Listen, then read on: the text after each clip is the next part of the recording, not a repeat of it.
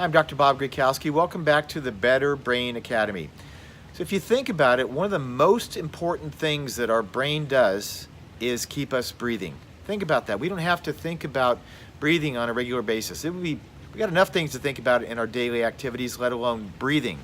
But what I want you to do is start to focus in on how you're breathing so you can change some old habit patterns. The neurological response of breath has to do with part of your periaqueductal gray in the midbrain, which has these chemical receptors, these chemoreceptors that will trigger pain. It will trigger all different types of hypoxia, so if you don't have enough oxygen, and it will also trigger a response, an emergency response in the body. So part of our brain, the hypothalamus, is regulating all the different internal organs on a regular basis. If you have things where sleep apnea, sometimes it can be pressure on the uppermost part of the neck. Let's say you're sitting at a computer all day long and you're like this, you start to compress the nerve and circulation in the upper cervical area, and you compress that. Changing our posture and getting our shoulders back, getting our head back, increases the oxygenation in our lungs. If we are a costal breather, it takes 3 times more energy to breathe with our ribs than it does to breathe with our diaphragm.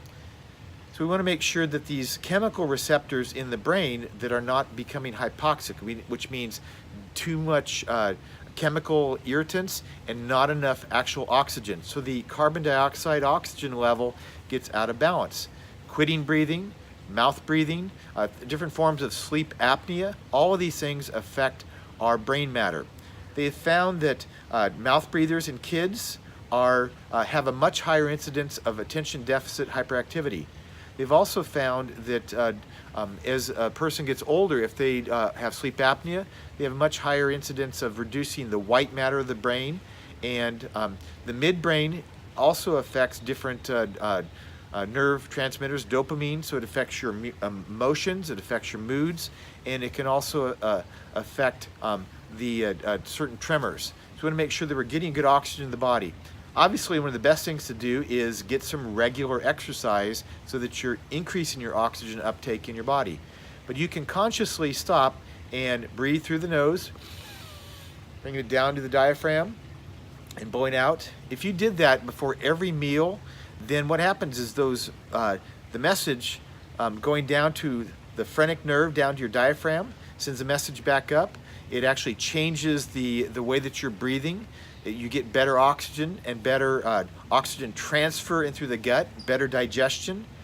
So just stop.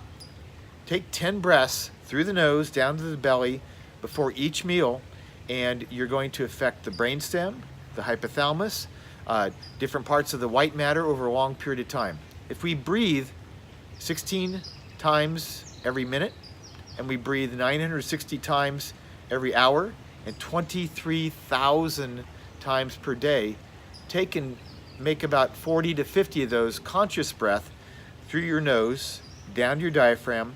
You not only feel more clear, but you're going to add years to your life. So make sure that you're getting proper oxygen, and get out and take a walk or get some oxygen in the body today with some exercise. This is another Better Brain tip from Dr. Bob. Have a great week.